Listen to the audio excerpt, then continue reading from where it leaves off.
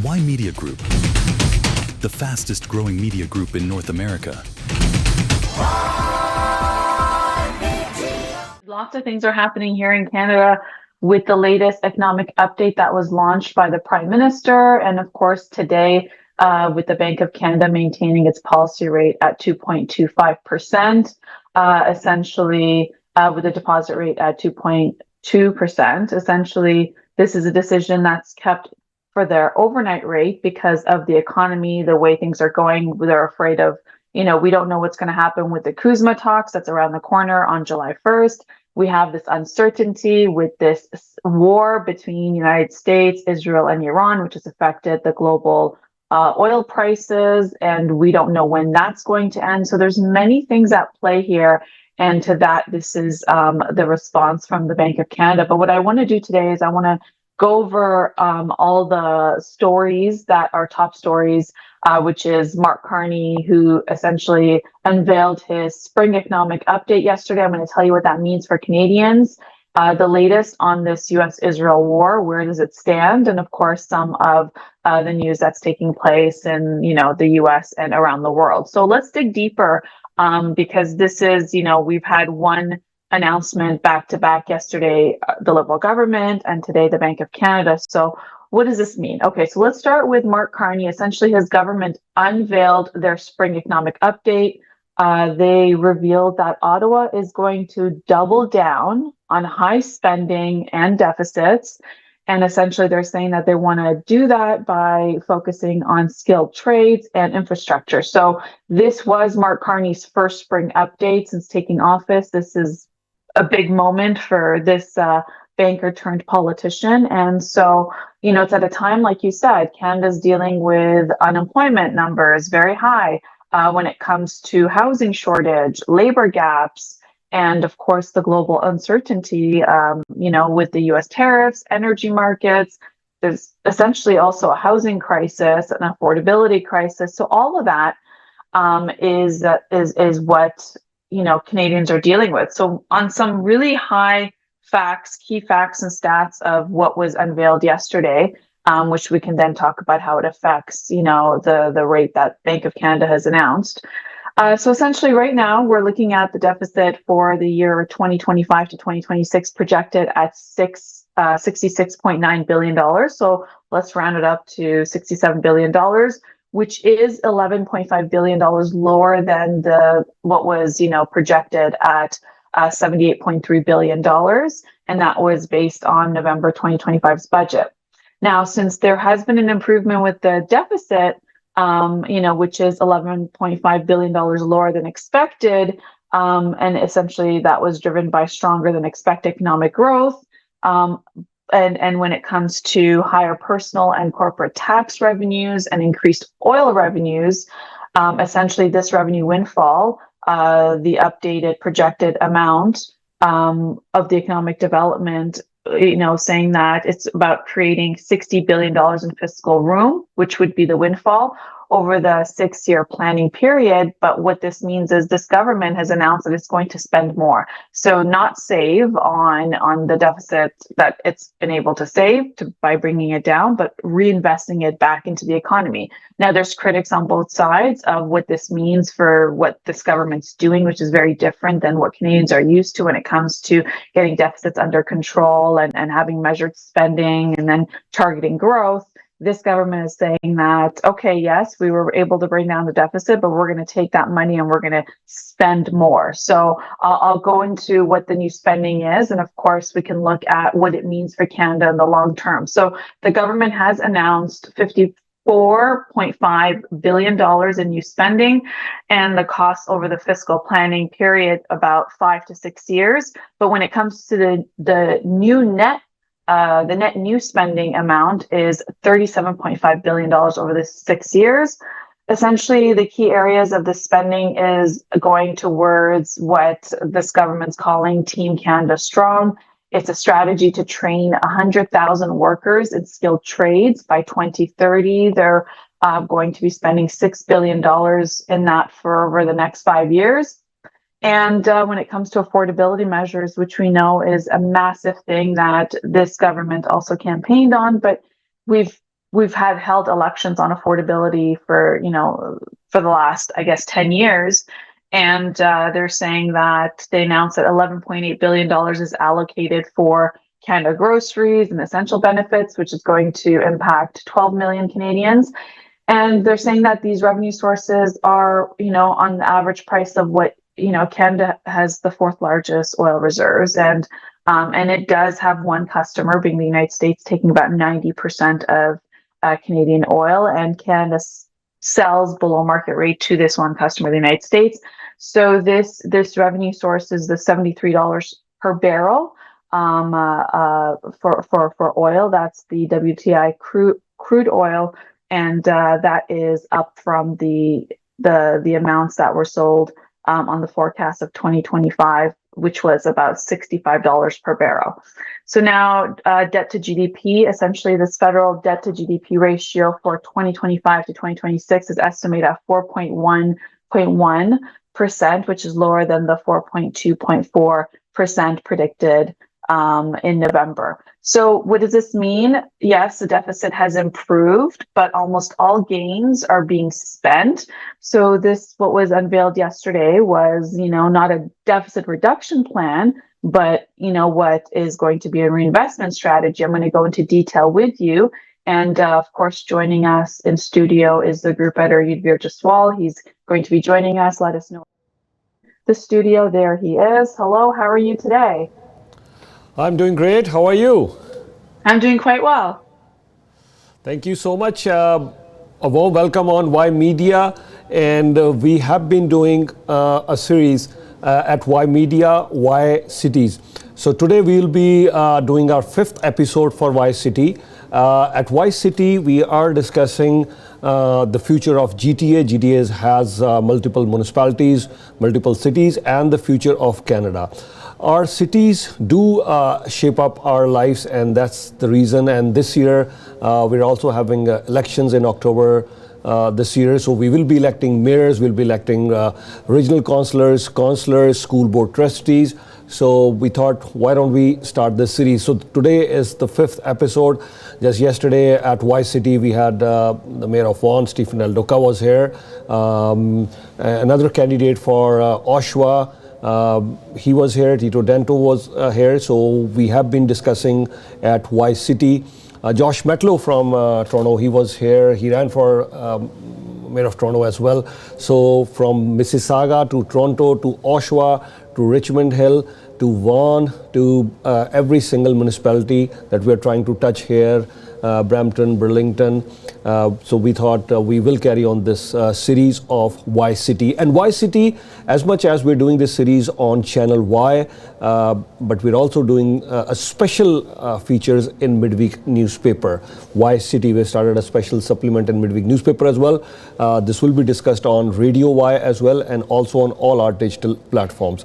The initiative of Ymedia Group, Y City, is I think we've got some great feedback from for all our platforms for this initiative at Y City. Today, I want to discuss this Y City with two very special guests. Once again, I'd like to welcome both the guests. Ramona ji, warm welcome once again. You've been very actively involved in politics. You've been following politics at municipal, provincial and federal level. What's happening in our cities, who better than you? So we thought at Ymedia, you've covered so many different topics. So welcome back once again. How are you? I'm doing quite well. It's great to be here. And of course, with everything that's going on in the world and domestically, these are important conversations to have indeed. Thank you. Thank you. We also have Harneet. He's been very actively involved in many of the campaigns. Harneet, a warm welcome. How are you? Thank you so much, Ymedia, for having me on your show. It's always a pleasure to be on Y Channel and Ymedia. Thank you for talking about cities. I think it matters a lot to our day-to-day life. So I'm thankful to Ymedia Group for putting together this Y City series on such an important topic, especially the fact that Ontario is going for a big municipal election. Yeah, that's right. And cities are quite important. Ramona ji, I'll start with you, and similar question for both of you to begin with and set the tone. I've almost asked many of the mayor and all the candidates the same question. You know what, in 2008 when Beijing, they had Olympics in China, So many questions were raised whether Beijing would be able to host the Olympics, yes or no. 2010, we had India, New Delhi hosting the Commonwealth Games, then Qatar hosting the Soccer World Cup. But here are these cities, whether it was Seoul Olympics, Beijing Olympics, the Commonwealth Games in India, and now they're aiming for 2036 Olympics as well. So we used to see, we're having, LA Olympics once again in 2028. I remember 1984. They had Olympics. But Canada, we had Olympics in 1976, that was in Montreal. But after that, I don't think so, other than the Winter Games. Summer Olympics, I'm talking here Summer Olympics, or the Commonwealth Games, we're part of the Commonwealth family as well. But I doubt many of our cities, it would be a challenge for us to host Olympics by ourselves or Commonwealth Games by ourselves. So what could be the reason? Have we really seen the infrastructure of our cities grow till that level? There are many other cities who are really building massive infrastructure. Romana ji, do you see, you've traveled a lot, you've lived in many cities including London, LA, Toronto, in India, so you've traveled a lot, lived in many parts of the world. Do you see our cities here in Canada are really living up to the expectation of building a world-class infrastructure? I mean, there's always the cost analysis that needs to be done in terms of, when you build that level of infrastructure for, once in a lifetime sort of an event that takes place in a city, that is a big spend that is, on the burden of the city and the country. And then the question remains, will the stadium or the state-of-the-art facilities be used after these world events? I recall living in London, England, when there was the Olympics being held there. And I'm going back, I think, 2008, I believe, or 2012. No, 2012, correct. Okay, Yeah, 2012. London Olympics was in 2012, yeah. It was in China. And before that was 1948, so you and I, none of us were born. So I remember by heart any Olympics, but it was 2012. Yeah, please go ahead. Correct, 2012. And I recall I used to work in central London, and then, you read the newspaper on your way to work. And for the long time, it was announced, because the city was going to have a massive influx of people visiting for the games. And so perhaps, work from home. And I was in telecom. So, I've been able to work from home for like 2 decades, not since COVID, which have seen a shift from work from home. So, because, majority of the work is online, and as long as you had a computer and internet and phone, you were able to work. So, so it was, heavily announced. And so it's telling, Londoners to stay out of central London because of, high congestion, with the traffic that's coming into the city. And if you know London, you know that people live in the outer boroughs and travel to central London, through the subway system called the Tube, every day. So essentially, when the time came around to the Olympics, London was like a ghost town because essentially all the workers stayed out of central London, and the projected revenues that were estimated for retailers and restaurants and essentially the economy that gets a boost from the attraction of the games as well as the tourism that comes in, it did not meet its standards. And it was, very devastating for the city that it had projected so much. And perhaps some of the criticism, once reviewed afterwards, was did the city warn Londoners too much to stay out of the city, and therefore now you don't have like the normal traffic and the congestion that comes into central London, but also, it just didn't meet the expectations. And, I've traveled to like Germany and many different countries. And, when you look at those stadiums that were built for some of these massive games, and I apologize because I'm not that much into sports, so I can't really describe, some of these things, but I can tell you from an infrastructure standpoint, and through policy and data, is that, it's a big cost. It's a really big cost for a city. And then it's like what to do with these stadiums. A lot of them, if you were to even take a tour of some of the ones that are like in ruins because they're not used. And that was the other thing, right? That's why a lot of cities eventually didn't put up their hands to host some of these things, because of the upfront costs. And then obviously, what could be variables of, the revenues that could come into the city and the country. So So yeah, you'd have to look at it as like if you're going to invest in state-of-the-art stadiums and facilities and infrastructure, then it must be more of a plan for the actual city in the long-term basis, not for just like a one-off event, right? I mean, you could look at it as like when people say, "Oh, how much do you spend on a wedding?" Right? It's a one day. You're spending so much money to have, this massive celebration. Should you use that money for other things? It's obviously that's up for debate when it comes to obviously the Indian culture because of how massive the weddings are. But it's one of those, again, the same sort of logic goes into it. It's a one-off event. What is your investment front and what are you going to do after the investment has been made in terms of, is it viable? And in this case, it's tax dollars on the risk. Yeah.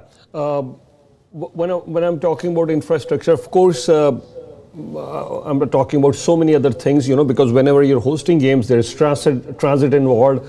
You build infrastructure for transit, for our stadiums, or so many other things. But even in general as well, I'm talking, Harneet, I'll come to you. Do you think, the kind of infrastructure that many countries are building, whether it's US has some great infrastructure in many cities. You go to Europe, you go to China, you go to India, Japan, Korea, they've built some brilliant infrastructures there. In India, I think when we're talking about transit, while I was in India, Delhi had a metro, and very few cities in India would have a metro. But now you go there, there's a lot of metros, there are underground trains, so many of the second tier or even third tier cities have started developing this. One was the first city we had, a subway extended to the 905 area I'm talking. And then I know it's going to be Markham and Richmond Hill also now connected. They're working on that. But imagine, the infrastructure, it takes years and years to build. 96 or 97 was the last time we built a highway, 407. We haven't built a highway in this quarter century. So infrastructure, I think, the right time to talk about why cities, infrastructure, elections. Harneet, your take. Absolutely. I think hosting an event of that scale requires a lot of infrastructure, a lot of money. But I think one of the key things which I want to highlight, it requires a lot of political will, both from the federal and the provincial and the municipal levels, because their lives will be impacted. The federal government has to invest. You mentioned a few cities and a few countries, for example, Beijing in 2008, you mentioned India. You have to understand that a lot of those countries have one very important thing that you need to host a large scale event. That's population per square kilometer. You cannot host a massive event if you don't have the population to, one, support the tax dollars required to do that kind of event, and two, actually support the fan base. Like when India did the Commonwealth Games and when Beijing did the Chinese, the Olympics, you had tons of local fans who traveled and supported those events. If you were to do that event in a country of 40 million people, which primarily likes winter sports more than summer sports, the likelihood that you would have a large-scale fan base to support the cost of that development is not there. Compare us to the United States. You have 300 plus million people. They have immense following of different sports based on different population centers. And as you rightly said, they have the infrastructure that they can support that kind of events. But let's talk about the political will. 2008 was a time the world was coming out of the financial crisis. China had to prove to the world that they are the superpower they think they were. If you look at India, despite all the corruption scams and the allegations that came, it was a big political will of the local government of that time in 2010 that said, we will do this regardless of the cost. And they actually lost power after that, despite the fact that some of the biggest infrastructure things, as you talked about, the metro expansion, happened singularly because they had an event to build to. Let's talk about Qatar. The world talked about Qatar being a place where human rights violations were talked about. All of those things were talked about, and they were important things. But at the same time, a small country the size of that nation in the Middle East was able to host the FIFA World Cup, build stadiums that did not exist. And as I was told by some of your sports journalists, that they actually had to tear down those stadiums after that because they don't need it.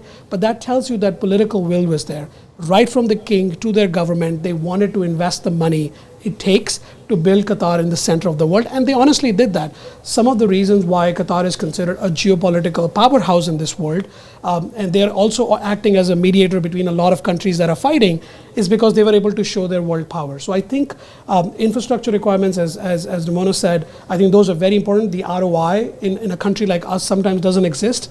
But at the same time, what you are pointing out in terms of infrastructure, that is a root problem. it's a shame that we haven't built an infrastructure like the highways and stuff since the last 25 years. I think that's a bad problem. And I think it comes back to the point that you now have a federal government that is at least talking about building that infrastructure. But most importantly, you have to see that governments that reward infrastructure creations are generally rewarded by Canadians at the ballot boxes. I'll repeat that line. Governments that invest in massive infrastructure are generally rewarded very well in Canada. So if you look at the provincial government, you have had multiple majorities by the PCs. Even if they drop in the polls, the fact that they're the government which always talks about Highway 413, they talk about 407, making HOV lanes, they're trying to talk about those things, two-way GO trains. You see the ballot, the Canadian public is rewarding them. At the same time, when Mark Carney was running for election and he was talking about Build Canada Strong, starting the pipelines again, doing the major shipping infrastructure again, they're trying to hint to Canadians that we're going to do those big ambitious things. And you saw that the Canadian public did reward them with now a technical majority government. So I think investments are a double-edged sword. You want to make them because it helps the public, it helps the long-term growth. But in a time like this when the deficits are high and stuff, many governments are very shy of doing that investment.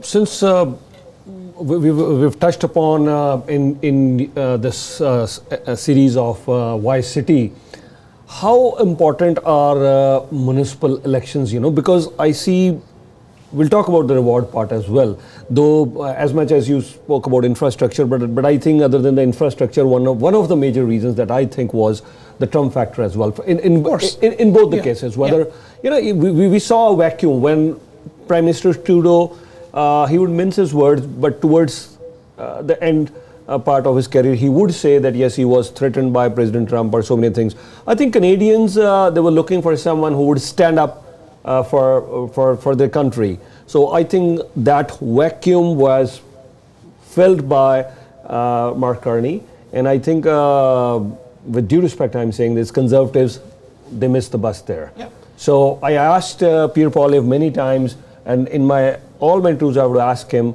what's your opinion about your foreign policy? That was my topic, US, China, India in particular. I didn't get an answer which I was looking for. I think Canadians didn't get that answer. So same with Ford as well. I think as much as I've mentioned this earlier as well, he was here and he was, when I was talking to him off the air in 2018 or 19, I guess, and I was telling him US is on the decline right now, not a superpower. So I thought he even got offended. He said, no, US is a big part. And here we are, Premier Ford, positioning himself as someone who would stand up for the province, for the country, whether right or wrong. Go ahead, you want to add something? No, I think you're absolutely right. But I'm not discounting the fact that both Ford and Mark Carney were able to position the threat of the US tariffs and Donald Trump in the right way. But that's the why. A lot of time voters are like, I have that vacuum to fill. Both Ford and Carney were able to fill that. But you have to see that both of them talked about the how. So most logical voters, the most engaged voters are like, okay, we have this massive threat, but have you always seen that question people ask, what are you going to do about it? One of the reasons, as you rightly said, that people were not willing to give the Conservatives a chance is because maybe they were not willing to accept the plan they have. Because one, they were not talking about it, as you say, missing the bus. Two, the plan was not convincing, right? It was late to the party and it was not convincing. The reason Mark Carney is always able to say, or Ford is able to say that Trump is the threat, but Ford said, we will invest in Ontario. We will protect it by investing whatever required, which is basically a hint at saying we'll have to do a record amount of deficits to be able to support the infrastructure we need. Same thing as the Mark Carney. So I think the why they won is, of course, the Trump factor, the US factor, but the how and the what they will do matters a lot. But in terms of municipal politics, as you're saying, I think it matters a lot. I keep saying that to everybody I meet, that your day-to-day life as a resident, especially in the GTA or any part of the country, is actively decided or impacted by your local government. The parks you go to, the recreation facilities you use on a day-to-day basis to enjoy your life, the transit you take at a local level, your garbage pickup, your school decisions, all of those things happen at a very local level. And a lot of problems we see at the street level happen because of that. But unfortunately, the reality is an average 40% turnout in municipal election tells you that not enough people care. So I think that is a topic that you're rightly pointing out in this segment, and we should talk more about it, not less. Yeah, I agree, and You've made some very good points. This is same question for you as well, Ramonaji. We do not realize that how important our cities are, how important municipal politics is, and but still the voter turnout is not that very encouraging. It's not very engaging. So your take, how important city politics is, how important are municipal elections? Please go ahead. Yeah, absolutely. It's one of the biggest impacts on our day-to-day lives. For example, we could spend hours talking about, Prime Minister Mark Carney taking a trip to foreign countries to do trade agreements, but, that doesn't impact what we just heard about your garbage pickup, your roads, your infrastructure. Do your kids' schools, their after-school programs in terms of like when it comes to community centers, when it comes to your taxes, your property taxes, all of that, right?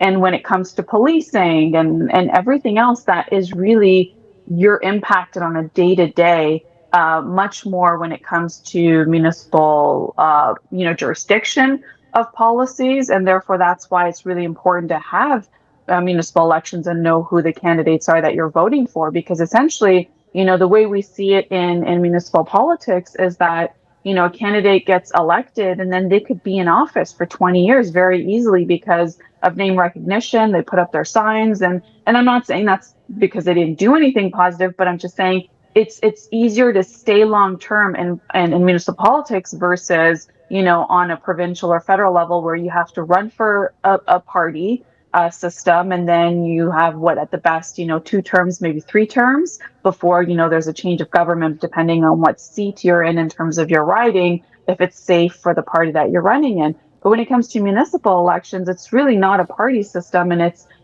in Ontario, it's based on that person's ideas, and so it's really important to get to know your candidates.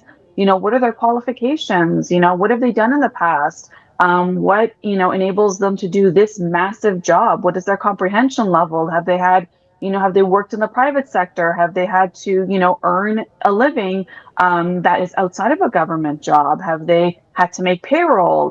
Do they understand the implications? Do they live here? What is their vision for the city? And are they going to be able to, follow through on it? And you also have to realize that they need to also be a type of personality that's able to get along with other councillors, regional councillors and mayor, to be able to move motions across. So you don't necessarily want someone who doesn't get along with everybody else, and therefore their greatest ideas could just, not get voted in because they just don't have that, reach with their colleagues. So there's a lot of things at play here, which really determines the growth of a city, right? Like when you see some of these massive cities that have a massive population and you compare them to other cities, and we've heard that about Brampton for so long in terms of what it has and what it lacks compared to other cities that have lesser population.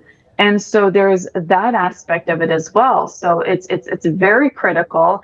And absolutely, we need to have a higher voter turnout, but there's also constraints, right? Like when you look at what a candidate can spend on their campaign, it's nowhere near what a political party can do, right? When you go through a provincial or a federal election, you have really the leader and the engine of that political party behind them, in terms of the media attention they get, in terms of the policies that they'll spend, the money they'll spend on advertising. So really, you get a messaging that's out there that gets to more of the voter base. Whereas in municipal politics, it's really that one individual that's running with their ideas and based on their infrastructure. And of course, within the campaign spending limits, it's how do you manage a campaign? Now, we know that as of May 1st, it's going to be open for people to register to run in municipal elections, but now they have 6 months, right? Which is massively different. If you're running for provincial federal elections, you have 30 odd days, right? Which is the writ. Right now, they get 6 months and they get this cap on spending. And in the 6 months, they have to run their campaign, in terms of buying signs, locations, doing their literature, massive costs. And then how do they get their message out to voters and make sure that the right candidates get in that have the vision and have the qualifications, but also can be ones that build bridges with their colleagues, with other council members, and of course, and be able to work with their other counterparts like the MPPs and the MPs.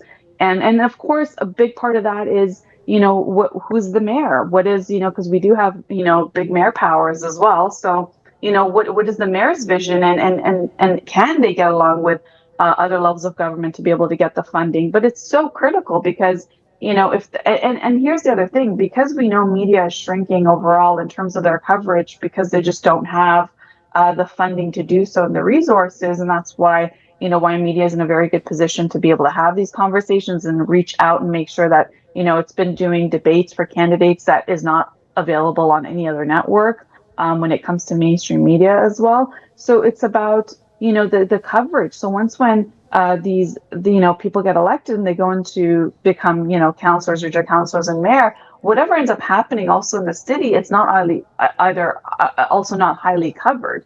So a lot of times the voter base, the constituents don't even know what's going on at their city politics and, whether their hard-earned, tax dollars are being spent well. And so it's a massive thing of A, it's one of the most important levels of government.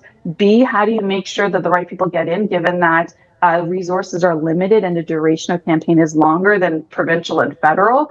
And how do good candidates get their messages across to get into council? And the third part is, how do you make sure that you have the coverage from a media perspective to make sure that people are aware of, what their council is doing, how's their money being invested, what's the long-term plan, what's the short-term plan. So that's all very critical. And of course, when we talk about infrastructure, aside from having it, at these massive games, it's true, we need highways. Like, look at the GTA in terms of its growth. We have one highway east to west, of course, not including the 407, that's a paid highway.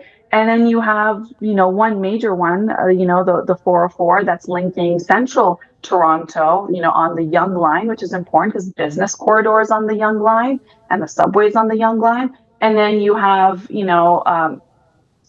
something a little bit less with the 400 and then other highways. But it's very critical in terms of we're growing region, and we don't have that level of infrastructure that can be used day to day to get, people and goods and services to the marketplace. So those are all critical things, right? Like, every minute you sit in gridlock traffic on any of these highways, you're essentially, it's time away from productivity.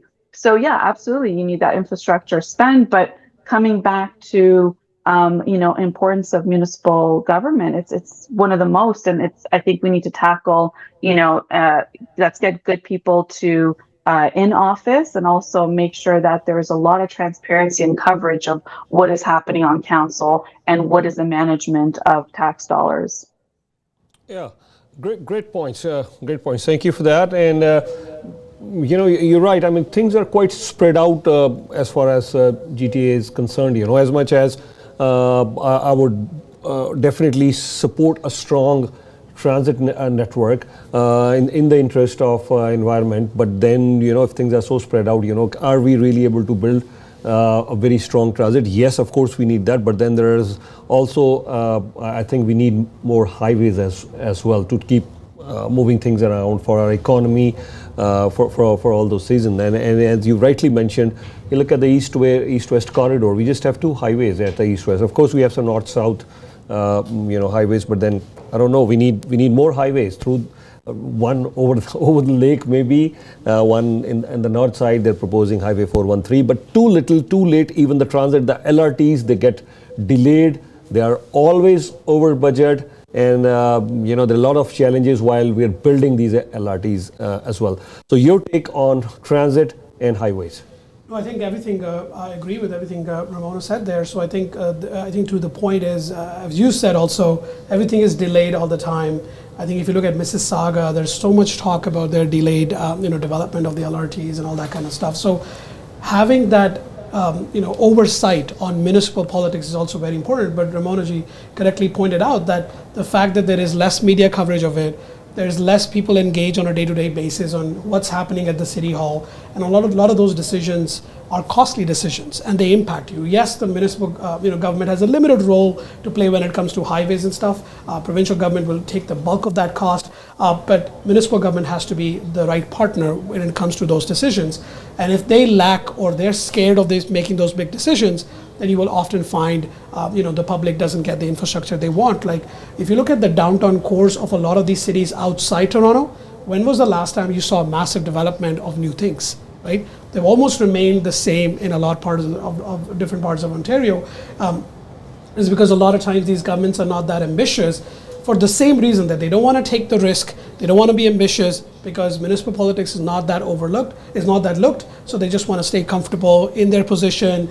Incumbency factor is high. As Monaji said, if you elected once and if you do an okay job, the chances of you staying elected for a long time are high. So a lot of them are playing the safe card. But again, for our cities to grow, the way our population has grown, when many people were not able to afford houses in the core areas, they started moving out. You have new buildings, you have new developments coming out, and the right way to support them is those decisions happening at the municipal level. So a big part of, I think, the biggest challenge, if you look at the municipal politics, has been the housing affordability, right? Lot of people have come to Canada, that's a federal issue or a provincial issue, depending on who's sponsoring that nomination. But at the same time, when these people want places to live, all of those zoning decisions, all of those property development issues have to happen at a municipal level. And when active municipal governments have proposed big development ideas, a lot of local residents and neighbors have come out and said, the popular term we say NIMBYs, who say not in my backyard, or YIMBYs, you say yes in my backyard. So you hear that term a lot at the municipal level. So unfortunately, a lot of times the municipal governments have to bear the decision made at the federal or the provincial level. They have to live with it, even if they don't have the resources, which probably was one of the reasons why you have the Strong Mayors Act now, because sometimes provincial government was like, we have these new people, you have to build 50,000 new homes in your city by 2031, and the city is saying, I cannot do that. I don't have the budget to do that. The other very, very important thing, I think you talk about transit infrastructure, I would say policing infrastructure. That's a big factor. Crime is one of the biggest issues we have, and yes, you can blame every level of government for that, but at the end of the level, a lot of local police budgets come primarily from the local city budget. So at a regional level, yes, Mississauga, Brampton, Caledon can support the Peel Police and stuff like that. But at the same, I think that's the number one item on any city or the regional their budget. line item budget. That's the number one thing. I don't think so. They spend anything more than the policing budget, and it's ever increasing as well. Sorry, go ahead. Yeah. Absolutely, sir. So I think they're doing that, and at the same time, for me to support more active policing, I need to increase the cost because policing budgets are always very ambitious. If I increase cost, where is the money coming from? Your property taxes. So same thing Ramona said, your property taxes impact your day-to-day a lot. My personal property taxes have almost gone up by 20% where I live. It's an important decision for me to decide who's gonna not increase my property tax. But I have to be reasonable to say the reason they're asking for so much money is because they're trying to offer me better policing and more community initiatives and stuff like that. But if I as a resident am not engaged with those decisions, then I'm only gonna complain about the fact that my property taxes keep going up. So every decision at the local level would directly impact my life. But again, unfortunately, as three of us agree, most people would not care about it. Yeah. Another important aspect that I want to discuss over here is you just mentioned some certain times, Ramona ji will ask you as well, certain times, there's sort of a comfortable feeling, because the anti-incumbency factor is not that much. So most of the times you get elected once, so probably 2 terms, 3 terms, 4 terms you will be there. Things are a bit different this time, Toronto. One city. I'm not sure whether our incumbent mayor could take it that easy. We could have a different mayor in Oshawa, in Caledon as well. So there could be certain challenges in Mississauga as well. I'm not saying there'll be a lot of challenges, but there could be certain challenges in Mississauga as well. So little bit of a shake-up in GTA, which I think is pretty necessary. Vaughan, Brampton, Oakville, there are certain cities, Markham as well, I don't see, Richmond Hill as well, I don't see much of a shake-up there. But I've mentioned all these cities. Ramona ji, your take on all this, please. Yeah, I think it's always great to have new people come into politics, right? I mean, sure, we need that. We need a breath of fresh air, new ideas, people who, come from, all kinds of professional backgrounds. We need that because once when we have the same sort of council that's been there for so long and some of them, been there for 20 plus years, then there's a way of just settling into the job, right? I mean, have you ever had a job for 20 years? That's this, say which you have. Yes, Virgin, you've been doing this for 20 years. But there's that thing where when it comes to politics, you're planning for, your constituents, you're planning for the city. Like if it's, in York region, essentially, you're part of the York region, you're planning for entire that. And then of course your city, then your ward, and whether it's Peel. So that's really a big deal to be able to think in terms of long-term plan. Because when you plan for your own household, okay, sure, you can plan for the 5, 10, 15, 20 years ahead. But when you're planning for a city level, you want to be able to think in terms of decades and a century to see, what do I want this city to be? What's the vision for the city? And, we hear so much, people say that we want to create a city where you can live, work, and play and not have to travel into other municipalities for work or to travel to other municipalities for, entertainment. And you should be able to have all of this locally. And that's always been the vision that most politicians sell to be, that this is the ideal neighborhood that you want to move into. This is a place where you can have really good schools for your children, really safe neighborhoods. You could either open up a business locally or work at a really good company locally. And then when you want to enjoy your money and entertainment with your family, you have really great parks, really great restaurants, really great, when it comes to musical facilities and all kinds of places to be able to go to. And that's the ideal dream. And then there's the other aspect of it is, you want that city to be a place where it can host, massive events, right? For example, let's look at Brampton, right? Brampton is, mere kilometers away from Pearson Airport, right? It's there, almost on the border, and Pearson is Canada's largest airport that has, flights to everywhere around the world, right? With far-reaching flights. Now there's more flights to China because of this new trade agreement as well. And yet, so it's the influx of people that come to Toronto and, whether it's for, to visit family, if it's for tourism, if it's for business, the conventions that they would come to, and then the hotels. So then there's that question of like these cities that are, like Brampton, that's on the border there, does it have a convention facility at a great scale like we've seen in other cities to be able to host those key business, meetups and conventions? Does it have those really nice hotels to be able to host that level of people that come in and essentially, need to have accommodations? So these are all kind of visionary things that you need to have in place. I said this to off the air, of course, saying that what a shame it is that Hazel McCallion didn't write a book, right? At the helm of Mississauga and what she did with Mississauga in her lifespan in politics. I mean, nobody knows the ins and outs of how all of that was done to grow it to the level of city it is today. And had she written a book, at least, there would have been cues and lessons to learn from. So aside from having a vision, it's also so important to be able to, transfer that knowledge down into writing and have that to be accessible. But I think it's about, looking at some of those best case scenarios of cities that are doing really well, and to see how that can be mirrored for Canadians. And we know that, right now we're talking about Canada Strong, and we're looking at CUSMA that's around the corner for July 1st review, and what it would mean for Canadian jobs, given that 70-75% of our exports go to one customer, which is the United States. And as much as the Prime Minister travels to these trade agreements, we still need really good export countries that we can export to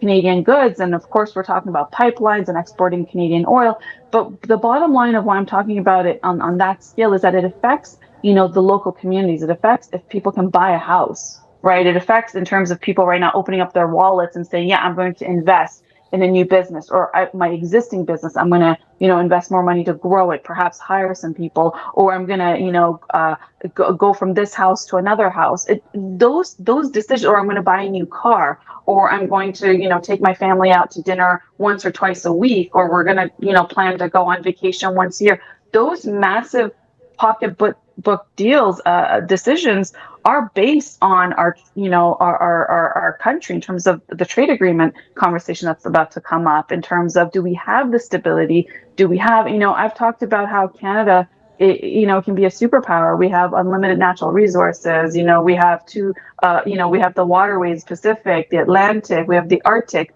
We have an educated workforce. We have infrastructure in terms of, I've driven from, British Columbia all the way to Ontario, and I've driven to Nova Scotia. And so I've seen, yeah, okay, it's 1-lane highways most of the time, but there's infrastructure, there's stability. We have laws.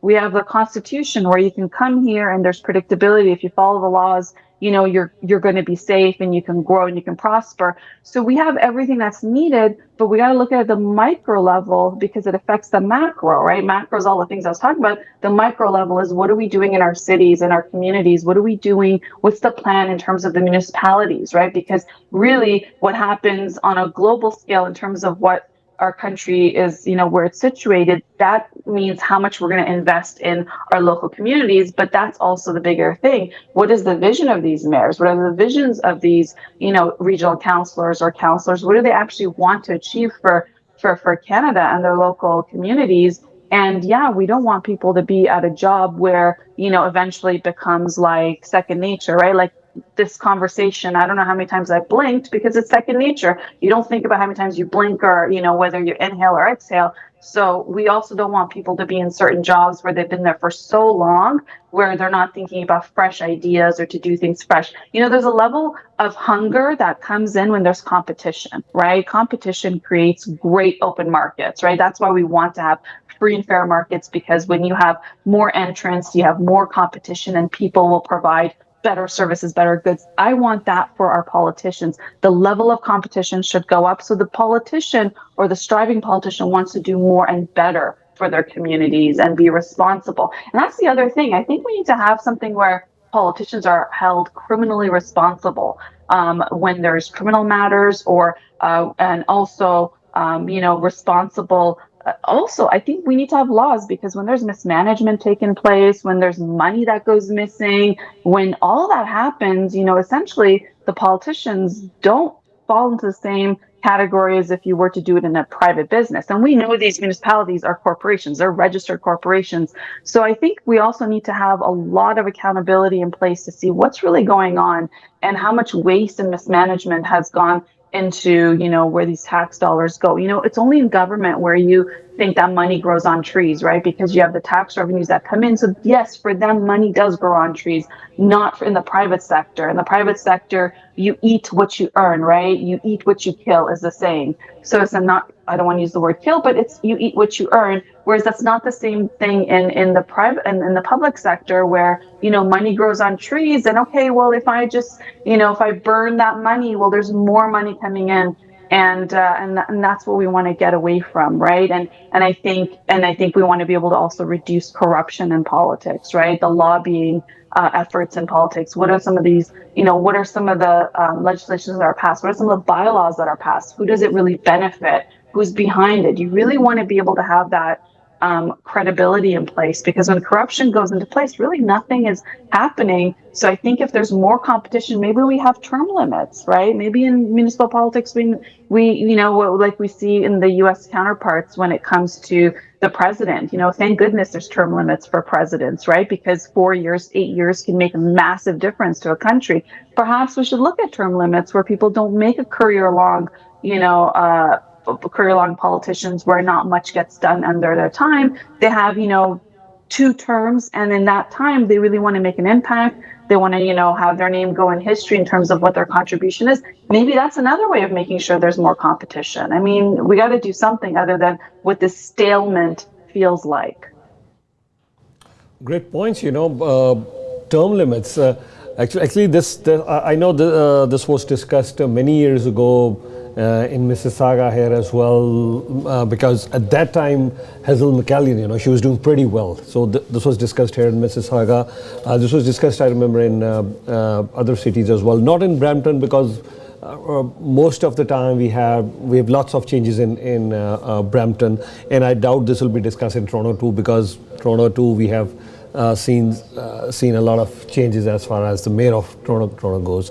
But you're right, term limits and more competition, term limits, these are some great points. We don't have much time left, but I want you at this time, municipal masterclass. Yeah, absolutely. Thank you Please. so much. I think we all talked about the problems in municipal politics. We all talked about the need for shakeups.